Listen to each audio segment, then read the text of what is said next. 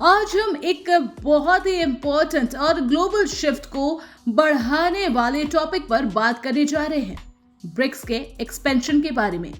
क्या आप जानते हैं कि ब्रिक्स में अब कितने देश शामिल हो चुके हैं और कितने नए देश इसमें ज्वाइन करने की कोशिश कर रहे हैं?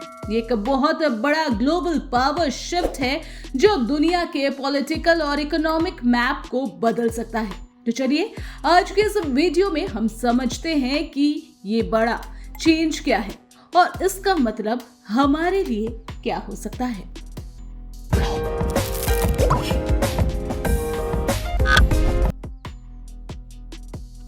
सबसे पहले ब्रिक्स का मतलब तो आपको पता ही होगा, अगर नहीं तो आप हमारे चैनल पर ब्रिक्स क्या है या ब्रिक्स से रिलेटेड और भी अदर वीडियोस देख सकते हो जो आपको एज अ बिगनर हेल्प करेगा समझने के लिए। अब आते हैं मेन टॉपिक पर। ब्राजील, रशिया, इंडिया, चाइना और साउथ अफ्रीका, ये सभी ऐसे देश हैं जिनके इकोनॉमी तेजी से बढ़ रहे हैं और जिन्हें डेवलपिंग नेशन की तरह देखा जा रहा है।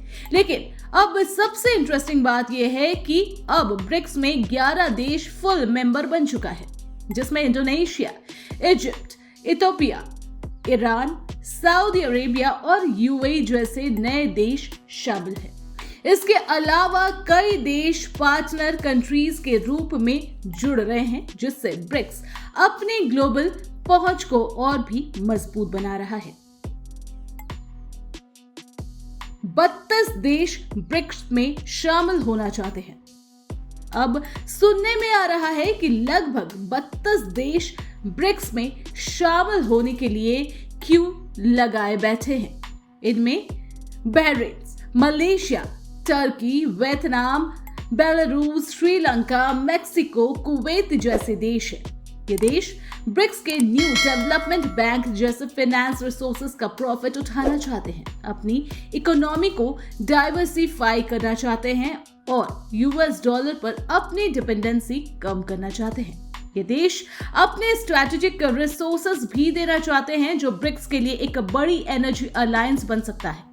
इसी वजह से ये एक्सपेंशन का एक बड़ा जियोपॉलिटिकल और इकोनॉमिक शिफ्ट माना जा रहा है। ब्रिक्स का ग्लोबल पावर डायनामिक पर असर। ब्रिक्स का एक्सपेंशन एक ग्लोबल पावर शिफ्ट का सबूत है, क्योंकि अब ये ग्रुप दुनिया के लगभग 25% जीडीपी और 50% से ज्यादा पॉपुलेशन को रिप्रेजेंट करता है। इसका मतलब है कि डेवलपिंग देश अब अपनी अलग पहचान बना रहा है और ग्लोबल गवर्नेंस मॉडल को बढ़ाने की कोशिश कर रहा है। ब्रिक्स का एम है कि आईएमएफ, वर्ल्ड बैंक जैसे वेस्टर्न डोमिनेटेड बॉडीज में ग्लोबल साउथ का इफेक्ट बढ़ाया जाए, ताकि डेवलपिंग नेशन के प्रॉब्लम भी अच्छे तरीके से सामने आ सके।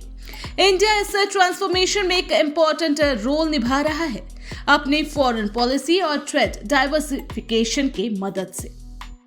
इंडिया का रोल और फ्यूचर प्लानिंग।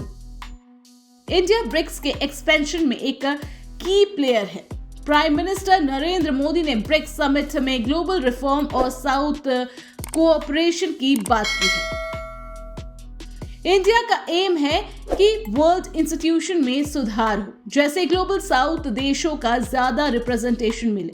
इंडिया ने ब्रिक्स के अंदर इंफ्रास्ट्रक्चर डेवलपमेंट, क्लीन एनर्जी और डिजिटल टेक्नोलॉजी प्रोजेक्ट पर भी फोकस किया है, जिससे देश और विश्व एक साथ आगे बढ़ सके।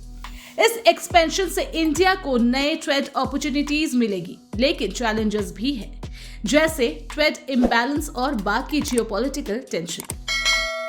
चैलेंजेस और मौके। हालांकि ब्रिक्स एक्सपेंशन एक प्रॉमिसिंग डेवलपमेंट है, लेकिन इसके अपने चैलेंजेस हैं। ब्रिक्स के अंदर अलग अलग पॉलिटिकल सिस्टम और फॉरेन पॉलिसी प्रायोरिटीज है, जो कभी कभी कॉन्सेंसस बनना मुश्किल बना देता है। साथ ही देश के शेयर्ड करेंसी बनने जैसे नए प्रोजेक्ट को भी कंसिडर कर रहे हैं, जिससे डॉलर डिपेंडेंसी कम हो सके। लेकिन ओवरऑल ब्रिक्स एक मजबूत प्लेटफॉर्म बन रहा है, जिससे डेवलपिंग देश अपना ग्लोबल वॉइस बढ़ा सकता है। तो दोस्तों, ये थे हमारे डिटेल्ड ओवरव्यू ब्रिक्स के एक्सपेंशन पर। ये एक ऐसी कहानी है जो दिखाती है कि कैसे नए देश एक साथ मिलके ग्लोबल पावर को बदल रहे हैं। जैसे जैसे नए देश जुड़ते जाएंगे, ब्रिक्स की पोजीशन और भी मजबूत होती जाएगी और ग्लोबल पॉलिटिक्स में इसका असर गहरा होता जाएगा। ऐसे इंपॉर्टेंट डेवलपमेंट को समझना हम सब के लिए जरूरी है, क्योंकि ये हमारे फ्यूचर को भी इफेक्ट करता है। अब अगर आपको ये वीडियो इंफॉर्मेटिव लगी हो और पसंद आई हो तो लाइक, शेयर और चैनल को सब्सक्राइब करना ना भूलें। Thanks for watching.